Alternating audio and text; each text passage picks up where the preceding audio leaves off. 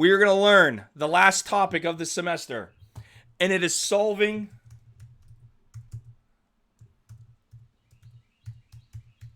absolute value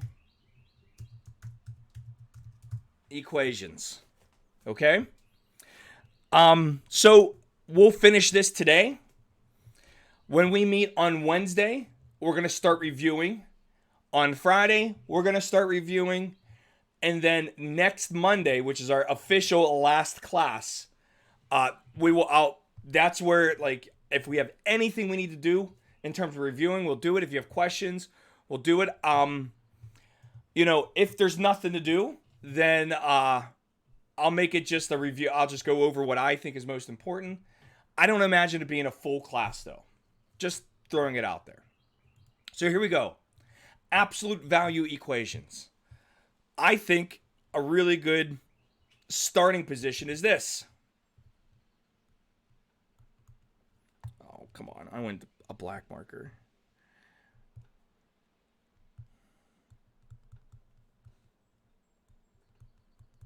Can somebody tell me what the absolute value of 2 is?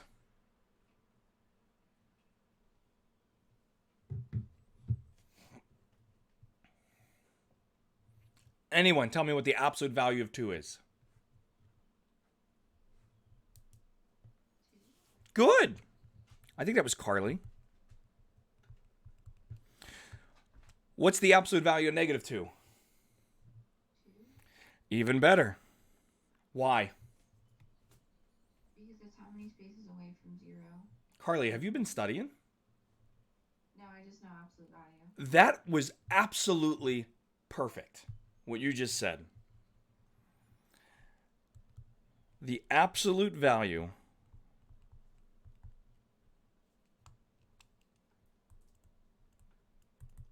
is a distance away from 0. That was, you said it perfectly. I could have said it better myself. In fact, I will quote you. Now you go down in the record books.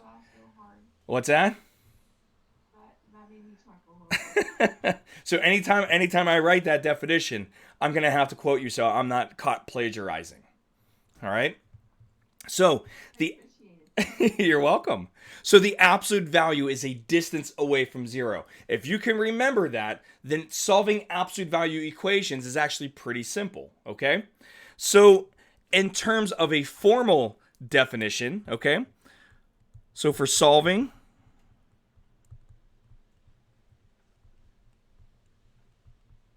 absolute value equations, all right? Here's our definition. If A is a positive number, then the absolute value of x, which I use a big capital X, and that's to represent like an algebraic expression, okay? So then the absolute value of some algebraic expression that equals A is equivalent to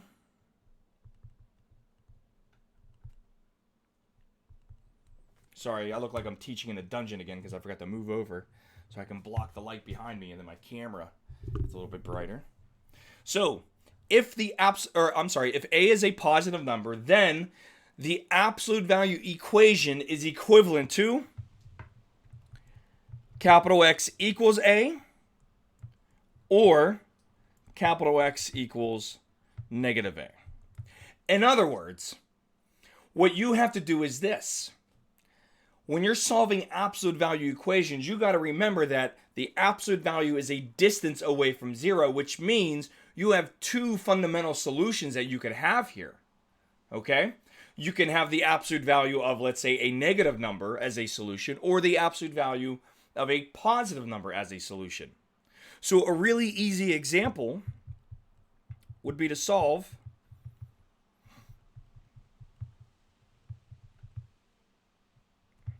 the absolute value of x plus 1 equals 3. Okay? So when we look at an example like this, we have to make sure that it basically fits the mold of the tool that I gave you. That tool is solving absolute value equations. So underneath,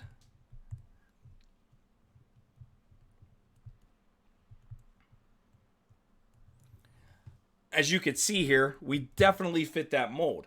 The x plus 1 is like the big capital X in my definition. The number 3 is the letter A, and note that that 3 is a positive number. So if I can read my definition, if A is a positive number, 3 is positive, check. Then the absolute value that equals A is equivalent to x equals A or x equals negative A, which means I need to rewrite the absolute value of x plus 1 equals 3 as x plus 1 equals 3 or x plus 1 equals negative 3. And I have to solve these two problems. Now, by doing this, watch what happens. So, just draw a little line here. So, for the first one, x plus 1 equals 3, I will just subtract 1 from both sides. And that gives me x equals 2. For the second equation, I will subtract 1 from both sides. And that's going to give me x equals negative 4. Now, if I were to check my solutions, watch what happens here. I'm going to let x equal 2 first. Okay? So, I get the absolute value of 2 plus 1, which equals the absolute value of 3, which equals 3, and that's exactly what I should have gotten. Okay, so in other words, on my number line here, when x equals 2, I'm a distance of 3 away from 0. Now, I'll do the same thing here, except I'm going to let x equal negative 4. Well, I get negative 4, or I'm sorry, I get the absolute value of negative 4 plus 1, which equals the absolute value of negative 3, and we know the absolute value of 3. Negative 3 is 3 as well. So I found the other side as well. Does that make sense, everyone? Yay or nay? All right, because that is basically as hard as it gets. If you know that definition, which is if A is positive, you have an absolute value and an equal sign, what you have to do is rewrite it so you have the problem itself equals a positive number and then the expression equals a negative number. And that's it. So let me go ahead and give you a couple examples here. So we'll do some easy ones.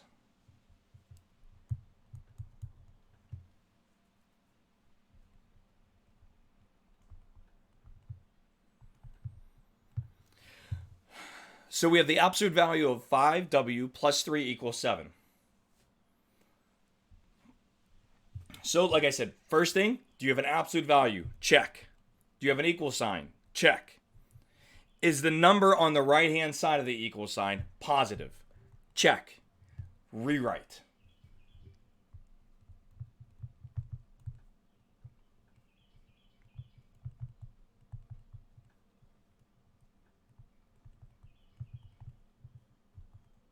And that's it. All you got to do is just rewrite it. So go ahead and solve that for me, please.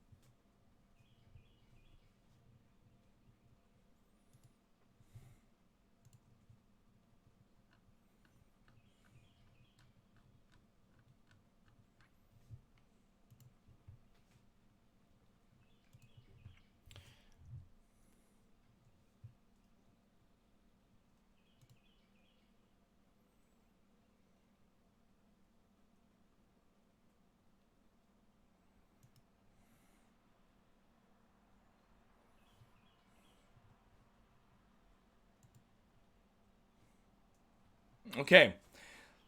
Who got an answer?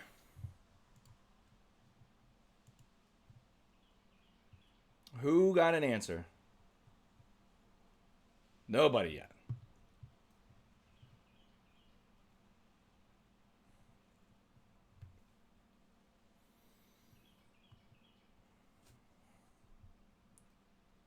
I got 4/5 for one and -2 for the other. Okay, we'll figure it out. So, what did you say? 4/5? Common -2. Okay. So, for the left one, I will subtract 3 from both sides. Little review of solving linear equations. So, you get 7 minus 3 is 4. Divide both sides by 5. W equals 4/5. So, that's looking pretty good. For the second, I will subtract 3 again.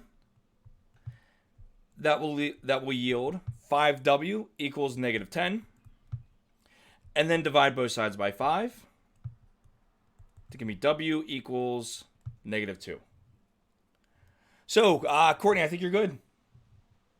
I think you're good. Now, just to be sure, we can always check ourselves.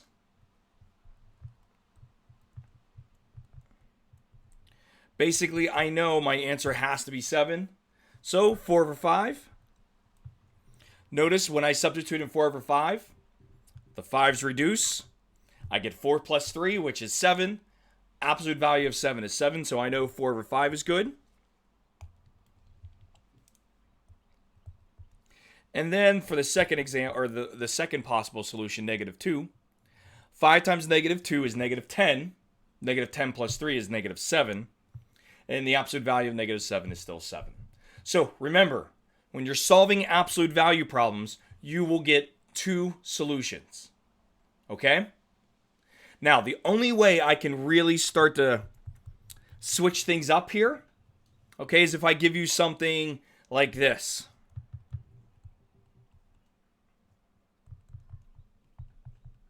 We'll start off with a problem like this. Notice you got the absolute value and it equals a positive number. That's a good thing. I know a lot of us look at the fraction and you're like, oh, geez, it's a fraction. You got to know how to solve fractions by now. All right?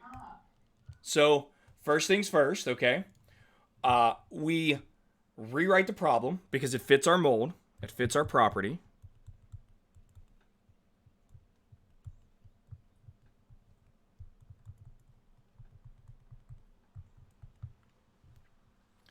And all we have to do here is solve. So, doesn't matter how you really approach this problem. I'm going to multiply everything by 2, so it gets rid of my denominator.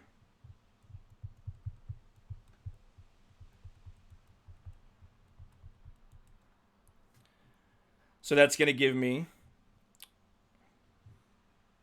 Oh, wait, hold on. Hold on one sec. I wrote the problem down wrong.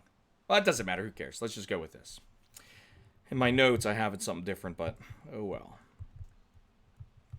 So, if I multiply everything by 2, that gives me x minus 22 equals 22. I will add 22 to both sides.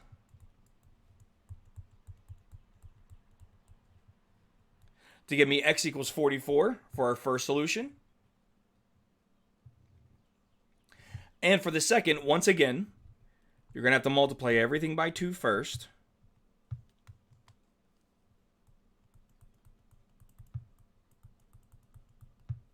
So the 2's reduce. X minus 22 equals negative 22.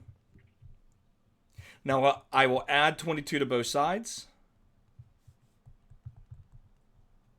to give me x equals 0, which is completely fine. You're allowed to have 0 as a solution. Any questions there? Okay. Now, there are 2 other ways that I can switch up the problem a little bit. The first way is something like this.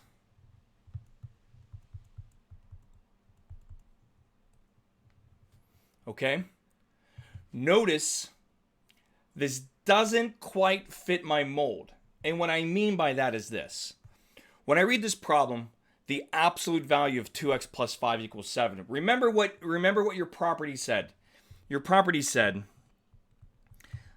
that if you have this, then you're going to rewrite it. Notice the absolute value is isolated, okay? It's all by itself, which means if our problem looks like that, or better yet, if our problem does not look like that, we're going to have to do that. So in this situation here, we have to isolate the absolute value first, which means I need to subtract 5 from both sides. Okay?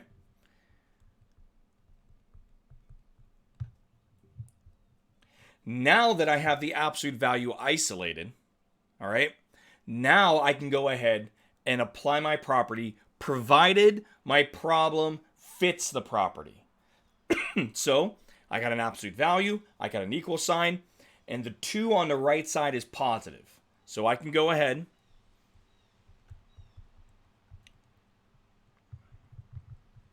and solve my problem here, okay? I can go ahead and do this. So on the left-hand side, I just divide both sides by 2 to give me x equals 1. On the right-hand side, I do the same thing, divide both sides by 2 to give me x equals negative 1. Okay? Are there any questions there? All right. So go ahead and do this one for me then. Oops.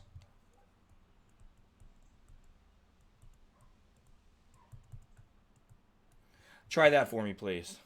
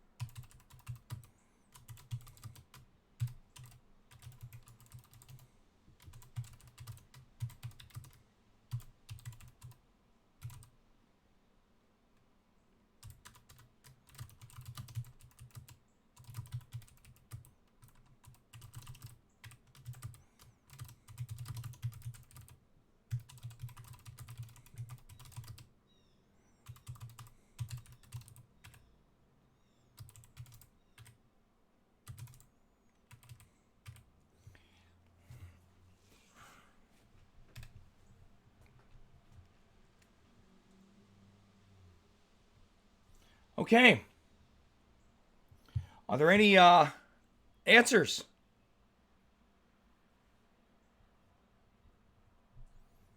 Who got an answer?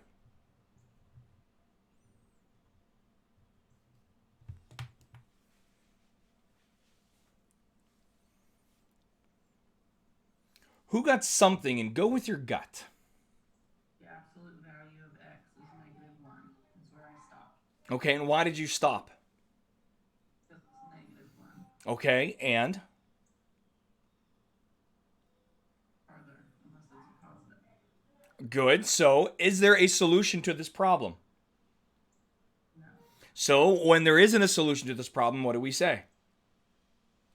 Very good. So, real quick, a lot of us might have just jumped right into this problem. You need to be careful, because when we go ahead and we isolate our variable, or I'm sorry, isolate the absolute value,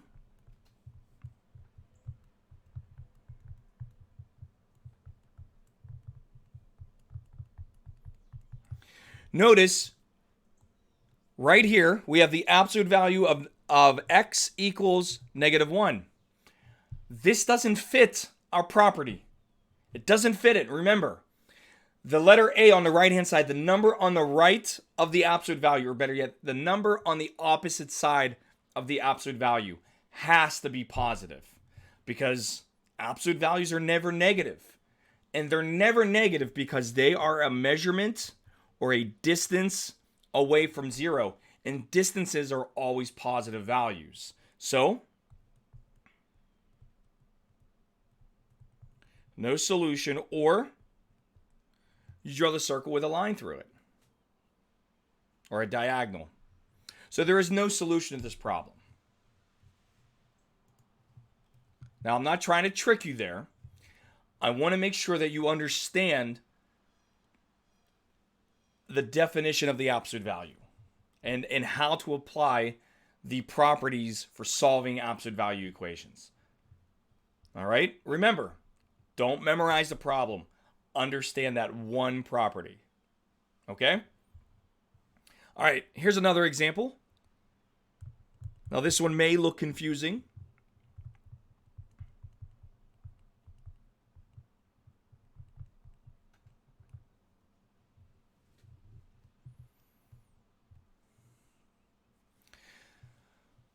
Now notice here we have the absolute value of 3x plus 2 equals the absolute value of 5x minus 8. Now, if we just take a step back, and think about our property, we know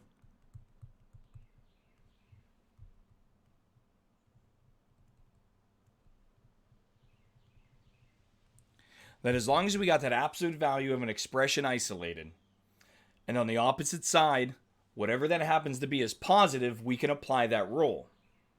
So it doesn't matter which side of this equal sign that you look at. There's an absolute value right there. No matter what x is, when I take the absolute value of that, it's going to be positive. Do we agree? Okay. Even if I look on the left, no matter what value x is, whenever I substitute that in and simplify, and I take the absolute value, that becomes positive as well. Do we agree? So, even though this problem looks entirely different from any...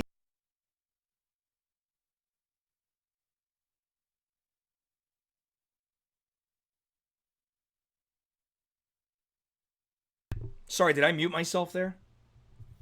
Okay, so how far did I get before I looked like an idiot on camera? Circling. We didn't hear whatever you said when you circled. Okay, good enough. Thank you very much. So here's what I asked. Even though this problem looks entirely different from all the other ones we've done, because there's two absolute values, can I still apply the property that I learned today, which is this is what you do when you're solving absolute value equations? Can I still do that? Yes or no? Absolutely you can. Because no matter what you do, either side will always be positive. So pick a side. And what I mean by that is this. We have to rewrite our problem. So what I'm going to do is I'm just going to write 3x plus 2 equals 5x minus 8, or 3x plus 2 equals negative times the quantity 5x minus 8. So in other words, what I did is the exact same thing. It's just, since I have a quantity now on the right-hand side, when I put the negative out front, I got to make sure I put that in parentheses so I can distribute it. But from here, it's just let's just simplify this problem. So I subtract 3x from both sides. That gives me 2 equals 2x minus 8. Then I add 8 to both sides. That gives me 10. And lastly, I divide both sides by the number in front of the variable to give me x equals 5. Now, if you'll excuse me 1 second, I have to take a drink. All right. For the other problem now, remember, you got to put that second thing in parentheses with a minus sign out front. So the first move I'm going to make is I'm going to distribute the minus sign. So that gives me negative 5x plus 8. Now from here, I just solve again. I'll add 5x to both sides.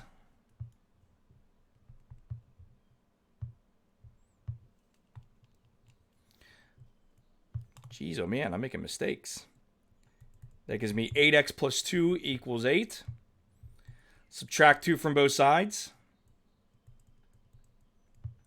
Gives me 8x equals 6. Divide both sides by 8. Now 6 over 8 will reduce into 3 over 4.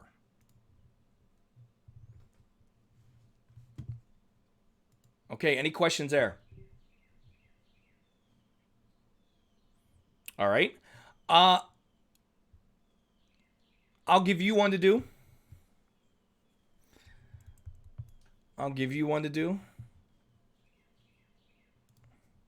So let's see here. Let me get a good one. Oh, that'll work. Oops.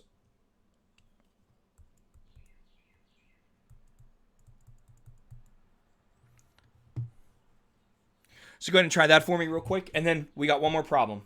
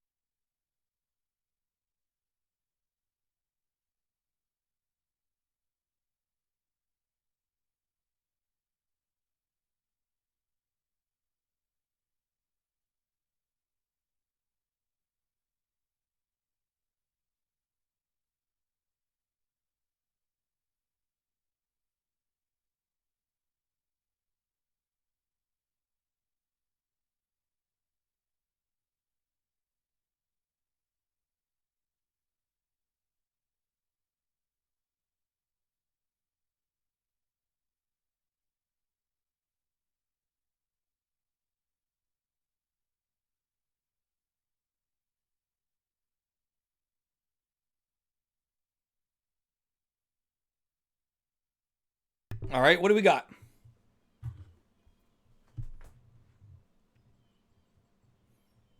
What do we come up with?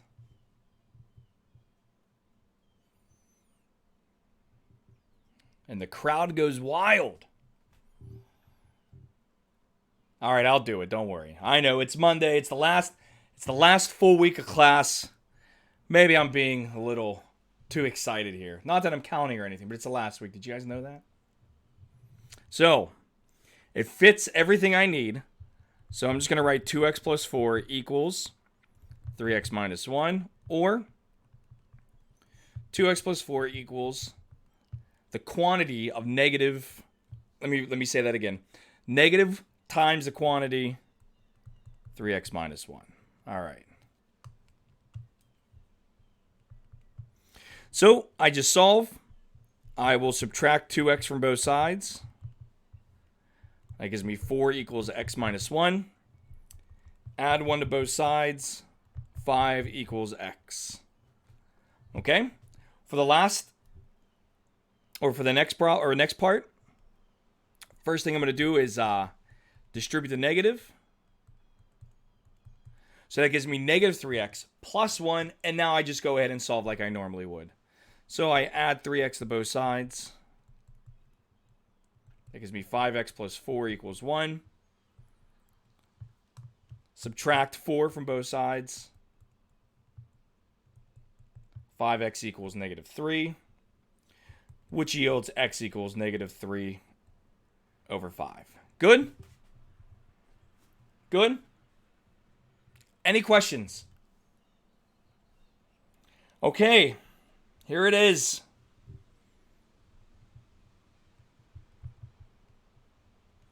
This is the last example I will do for the entire semester. This is the last problem in the entire semester that you're going to learn. Oh, I hear crying out there. I'm sorry. I know. All good things must come to an end. All right. So here we go. We're going to solve x minus 3 equals, the absolute value of x minus 3 equals the absolute value of 5 minus x. Okay? And the reason why I want to do this problem is because we do run into a situation where all you have to do is have faith in yourself. That's it. All right? So this fits the mold. Everything we're looking at. So I'm going to go ahead and rewrite it. All right. I'm going to go ahead and solve just like I normally would. So let's see here. I will add x to both sides. That gives me 2x minus 3 equals 5. I add 3 to both sides. That gives me 2x equals 8. Divide both sides by 2. To give me x equals 4. Oh.